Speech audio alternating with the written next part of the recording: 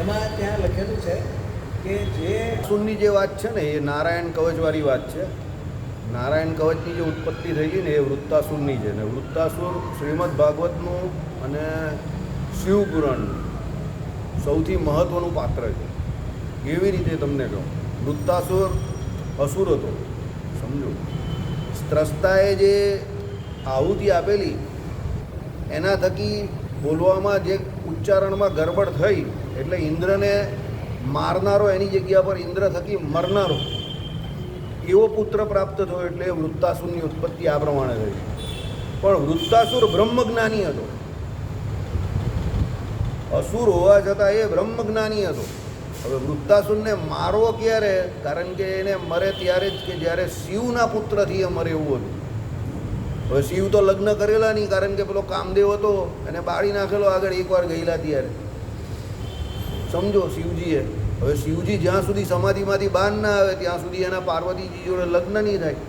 લગ્ન નહીં થાય તો સંતાન નહીં થાય, ને સંતાન નહીં થાય તો શિવના પુત્ર થકી એ મરે કેવી રીતે? એટલે એ બહુ મોટી ચેલેન્જ હતી એ લોકો માટે. પછી એ બધી એક એક કરીને ચેલેન્જો પૂરી કરી, શિવજીના લગ્ન કરાવ્યા અને પછી એમના થકી કાર્તિકેય થયા. કાર્તિકેયને યુદ્ધને આ બધી જે ક્રિયાઓ ખરી તે બધી શીખવાડી બધા દેવતાઓએ બધાએ. અને પછી દેવતાઓ એમના અધિપતિ તરીકે કોને લઈ ગયા? કાર્તિકેય સ્વામીને લઈ ગયા લડવા માટે. અને પછી વૃત્તાસુરને મારવા માટે જે કંઈ થયું એટલે બહુ મોટું યુદ્ધ થયું. હવે પાછો એ આમ પણ તો પણ એવો મરે એવો તો હતો જ નહીં. એટલે એને દધીચી ઋષિનું જે કંઈ પેલું હાડપિંજર ખરું એમાંથી જે વજ્ર ઇન્દ્રએ બનાવેલું એને પાછળથી ઘા કર્યો યુદ્ધને વિશે. વૃત્તાસુરને સામેથી ના મારેલો, પાછળથી મારેલો. ત્યારે વૃત્તાસુરે ભગવાન નારાયણની સ્તુતિ કરી કે તારો જન્મ, તારી ક્રિયા, તમે સમસ્ત દેવતાઓ અને તમને બધાને ધિક્કાર છે કે તમે લોકો દેવતાઓના પદ પર બિરાજમાન હોવા છતાં આજે આવું અધમ કૃત્ય કરો છો કે મને પાછળથી મારો છો અને મને મારીને તું રાજી થાય છે. હું તો એમ કહી કે ભગવાનના જ્ઞાનથી હું તો નારાયણની શરણમાં છું એમ કરીને ભગવાન નારાયણની એને સ્તુતિ કરી અને મારો તો મોક્ષ થઈ જવાનો. પણ તમે બધા દેહાભિમાની છો અને વિષય ભોગ પાછળ એટલા બધા ગાંડા થઈ ગયા છો કે તમે એમ કહે કે કોઈ દિવસ ભગવત પ્રાપ્તિ ન થશે. આજે લોકો તારી પર દેવતા હોવા છતાં થૂ કરીને એમ કે તારી એમ કે ઠેકડી ઉડાડશે, પણ હું ભગવાનના ધામમાં ચાલ્યો જવા એમ કરીને વૃત્તાસુરે અસુર હોવા છતાં ભગવત શરણે ગયો. એટલે વૃત્તાસુરનું બહુ મહાત્મય, એની સ્તુતિનું બહુ મહાત્મય કર્યું છે. એની સ્તુતિ બહુ વખણાઈ છે. શ્રીમદ ભાગવતમાં જે વૃત્તાસુરની સ્તુતિ જે છે એ બહુ વખણાઈ છે. કુંતાજી, વૃત્તાસુર અને પહેલાં શરૂઆતની અંદર જોવા જાય તો પરીક્ષિતજીના માતા એ કોણ? ઉત્તરા. આ ત્રણની સ્તુતિ બહુ સરસ છે આખા શ્રીમદ ભાગવતમાં. અને ભીષ્મ પિતા, શરૂઆતમાં ભીષ્મ પિતાની પણ કરી. આ ચારેક સ્તુતિ આખા ભાગવતજીમાં બહુ સરસ સ્તુતિ છે. એટલે વૃત્તાસુર અસુર હોવા છતાં પણ ભગવત ભક્ત છે, ભગવત શરણાગત કહેવાયો છે. અને દેવરાજ ઇન્દ્ર દેવતા હોવા છતાં એટલો બધો વખાણાયો નથી. કેમ કે વિષય ભોગી છે. એને કાયર કયો અને વિષય ભોગી ગયો. બરાબર. એટલે ભગવાન એ નહીં જોતા કે ભાઈ કોઈ દેવ છે કે કોઈ અસુર છે કે કોણ શું છે, સમજો. ભગવાન એ જોઈ કે ભગવત ભક્ત કોણ છે. કારણ કે બલિયો તો એ પણ અસુરકુળમાં જન્મેલા, વૃત્તાસુર પણ અસુરકુળમાં જન્મેલા, પ્રહલાદજી પણ અસુરકુળમાં જન્મેલા, પણ આ બધા બહુ મહાન ભગવત ભક્ત થઈ ગયા. એટલે ભગવાન તમારું જન્મ, તમારું કુળ એવું કંઈ જોતા નથી, સમજી ગયા. ભગવાન તમારું શું જોઈ છે? કર્મ જોઈ છે. ભાઈ તમે શું છો, શું કરો છો, ભગવત ભક્ત છો કે નથી, ભગવાનથી વિરુદ્ધ ચાલો છો. બરાબર. એટલે આમાં હવે શું આવ્યું કે ભાઈ કર્મ પ્રાપ્ય સ્વર્ગાદી લોકો નારાયણ તેજ પર એટલે સ્વામી જેના છે એવા છે. યજ્ઞો નારાયણ તેજ પર એટલે આરાધ્ય અથવા પ્રધાન જેને છે એવા છે. વિવેક આદિ જન્ય ઉપાસનાત્મક યોગ નારાયણ તેજ પર એટલે ધ્યેય જેમાં છે એવો છે. વિદ્યાનંદભૂત તપ નારાયણ તેજ પર પર્યવસાન ભૂમિ જેની છે એવું છે. એટલે કહેવાનો મતલબ શું છે કે ભાઈ તમને જે કંઈ એવો વિવેક થયો તો ઉપાસના કોની કરવી? તો ભગવાન નારાયણની ઉપાસના કરવી. કારણ કે વિવેકી વ્યક્તિ કોણ? સાર અસારનો વિવેક કોણ જાણે છે? તો જે ભગવાન નારાયણની ઉપાસના કરે છે તે સાર અસારનો વિવેક જાણે છે, સમજો. કારણ કે એને ખબર છે કે ભાઈ ભગવાન નારાયણની ઉપાસના કરીને જ મને મોક્ષની પ્રાપ્તિ થશે. એટલે એ એના વિવેક જ્ઞાનથી ભગવાનની ઉપાસના કરશે. ધ્યેય જેમાં છે એવા જે વિદ્યાના અંગભૂત તપ નારાયણ તેજ પર પર્યવસાન ભૂમિ જેની છે એવું. એટલે શું કહ્યું કે ભાઈ તમને વિદ્યા ક્યારે પ્રાપ્ત થાય? તો તપસ્વીને વિદ્યા પ્રાપ્ત થાય. તમે જોજો જેટલા વિદ્યાર્થીઓ એને બહુ તપશ્ચર્યા કરવી પડે. આ બધા આપણે MBBSના સ્ટુડન્ટ જો, બરાબર, જે કોઈ હોય એન્જિનિયરિંગના જો, MBBSના જો, કારણ કે વિદ્યા તમને એમને એમ નહીં મળે. વિદ્યા તપથી મળે. અને વિદ્યા આવી ગયા પછી તમારામાં વિવેક જોઈએ. આ બધું એકબીજાને જોડતી છે. જે આગળ વિવેકાજન્ય જ્ઞાનની વાત કરીને, જો ભાઈ તમે વિદ્યા મેળવી તો એ વિદ્યા મેળવવા તમારે તપશ્ચર્યા કરવાની. વિદ્યા મળી પછી તમને વિવેક આવવો જોઈએ. અને એ વિવેક આવે તો જ તમને પરમાત્માની પ્રાપ્તિ થાય. બાકી વિદ્યા મળી ગઈ ને પછી તમને અહંકાર આવી ગયો તો પરમાત્માની પ્રાપ્તિ ના થાય. સમજો, બરાબર? જેની પાસે વિદ્યા છે પણ વિવેક નથી, સમજજો, તેને ભગવત પ્રાપ્તિ ના થાય. એ અહંકારી માનેલો છે. અને જે સારા ભગવાનના ભક્તો છે તે તો એમ કહે છે કે ભાઈ એવો વ્યક્તિ ભગવત ભક્ત છે જ નહીં કે જેનામાં અહંકાર રહેલો. બરાબર? એટલે આ જે એમાં કહ્યું તો એના માટે પ્રાપ્ય વિદ્યાના અંગો એ નારાયણ જ છે. ભગવાન નારાયણ જ છે. એ પણ કે ભાઈ એને જે વિદ્યા મળી, બ્રહ્મ વિદ્યા મળી, તો બ્રહ્મને જાણવાની વિદ્યાને જ, બ્રહ્મ વિદ્યાને જ શું કહ્યું? મુખ્ય વિદ્યા કહી. અને એના માટે જ તપશ્ચર્યા કરવાની છે. બાકી જગત સંબંધી પેટ ભરવા માટે જે કોઈ વિદ્યા તમે ભણો છો એ તો શરીરને માટે છે. એટલે એ કંઈ બહુ તમને કામમાં આવતી નથી. આ શરીરનું જે કંઈ પૂરું થવાનું હોય તે થાય. એટલે પેટ ભારણ પૂરતી એ વિદ્યા તમને કામની છે. દાખલા તરીકે તમે એન્જિનિયર બન્યા તો તમને એ એન્જિનિયર બન્યા તો અત્યારે શું કામમાં આવે? તો પેટ ભારણ પૂરું કરવા માટે આવે છે. એ કંઈ બ્રહ્મ વિદ્યા નથી કે ભાઈ બ્રહ્મ વિદ્યા શ્રેષ્ઠ કઈ છે. સમજો, બરાબર છે? પણ પછી હવે શું છે કે એન્જિનિયરિંગ તમે થાય કે કોઈ ડૉક્ટર થાય કે કોઈ વકીલ થાય તો એ પેટ ભારણ માટે છે. પણ બ્રહ્મ વિદ્યા સૌથી વધારે શ્રેષ્ઠ છે. બરાબર? ચાલો, એટલે વિદ્યાના અંગભૂત તપ નારાયણ તેજ પર પર્યવસાન ભૂમિ જેની છે એવું છે. શાસ્ત્રજન્ય જ્ઞાન નારાયણ તેજ પર એટલે જ્ઞેય જેને છે એવું છે. આપણે જોયેલું ગયા વખતે શાસ્ત્રોમાં જે જ્ઞાન છે તે જ્ઞેય કોણ છે? એમાં ભગવાન નારાયણ પોતે છે.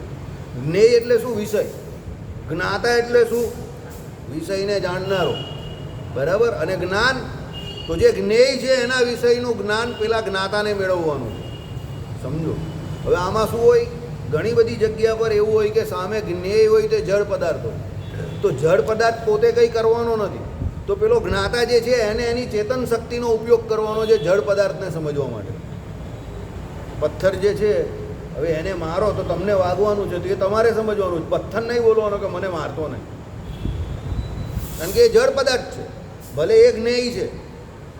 અને પથ્થર જોડે સંજયભાઈએ કામ કરવાનું છે કે ઓજાર જોડે કામ કરવાનું છે, તો એ બધા જળ પદાર્થ છે. તો એ પથ્થર કે ઓજાર જે છે એ એને નહીં કહેશે કંઈ કે ભાઈ બી હવે ધ્યાન રાખજે. એણે ધ્યાન રાખવાનું છે બંને. સમજ્યા? બરાબર?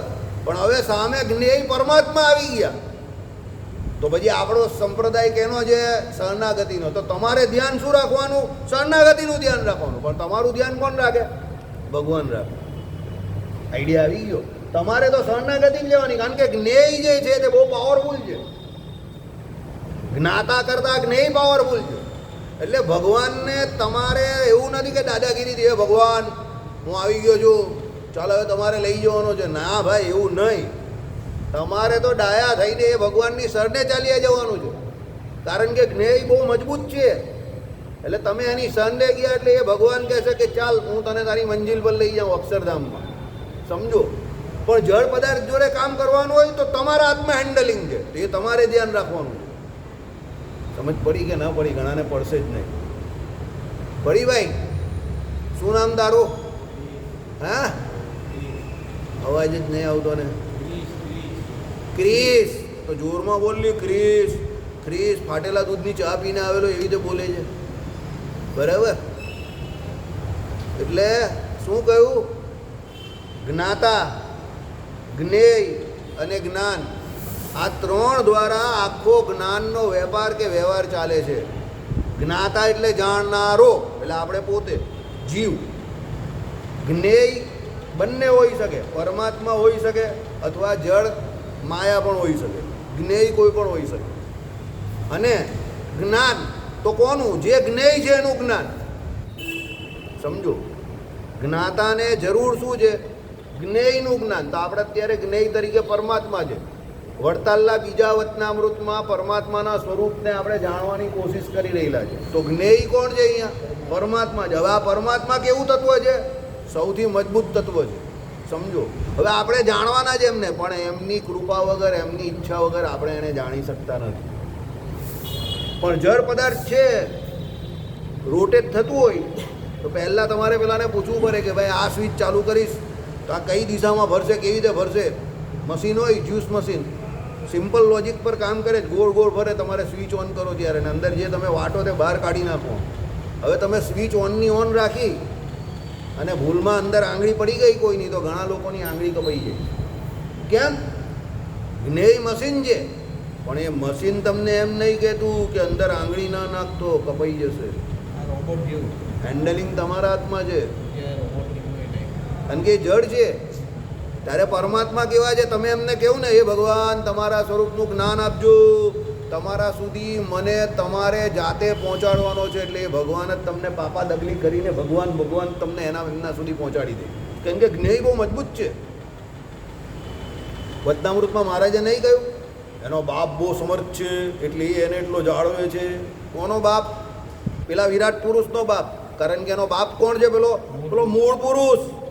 તો પેલા વિરાટ પુરુષ બધા સૃષ્ટિ પ્રકરણમાં જોડાયેલા છે. તો આપણા જેવા બધા જે સૃષ્ટિમાં જોડાયેલા છે તે માયામાં લેવાયા કરે અને પછી 84 લાખ જાતની યોનિમાં ભમ્યા કરે.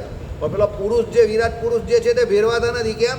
એનો બાપ જે મૂળ પુરુષ છે એને ભગવાનનો પ્રત્યક્ષ સંગ છે. અપુન કા આદમી હે, दुबई से गोली चलेगी तो सीधी यहाँ पे भेजे में लगेगी. સમજી ગયા? દુબઈમાં કોણ બેઠેલું છે? હા, ડોન બેઠેલા છે. એમ ભગવાન ઉપર અક્ષરધામમાં બેઠેલા છે. તો અક્ષરધામમાં ભગવાન શું કહે?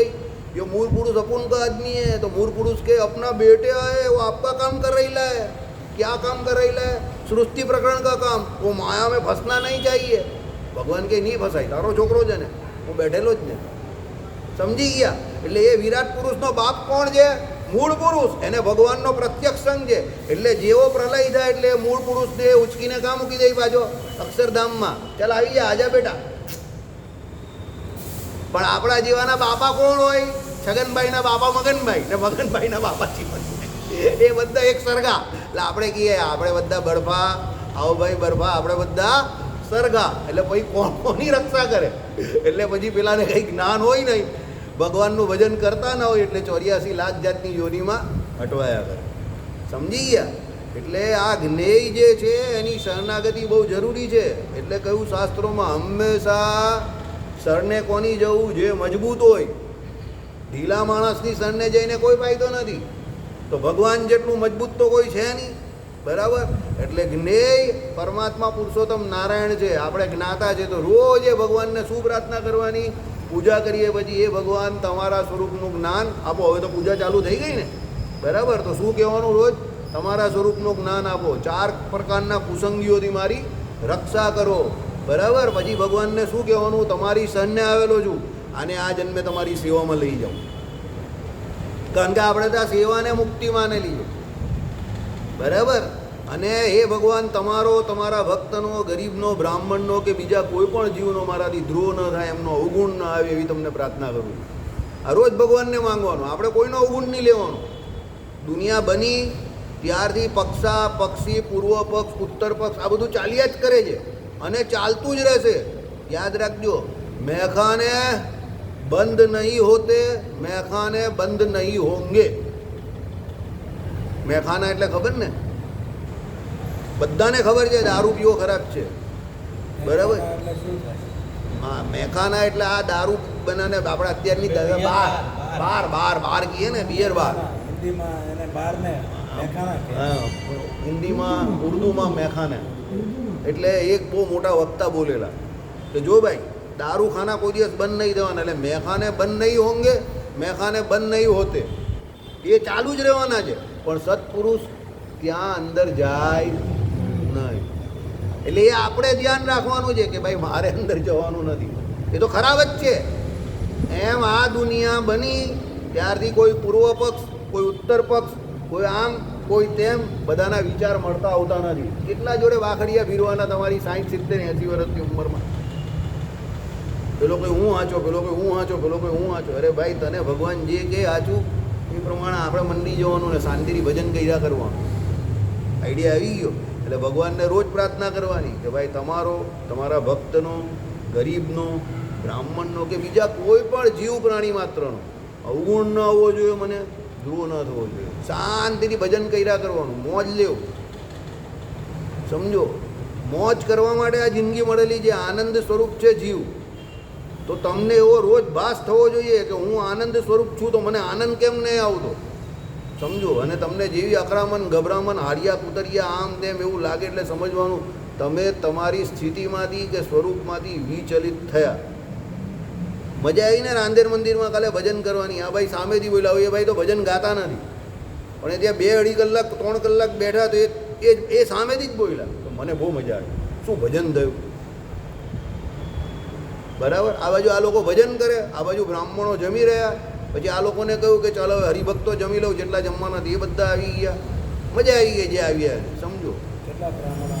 81 બ્રાહ્મણ આવી ગયા. અને આપણા બીજા હરિભક્તો બહુ જમી ગયા, લગભગ બીજા 100 એકદમ જમી ગયા. હે, વધારે હશે. મને એવું બહુ ગણતરીમાં પડતો નથી. સમજો.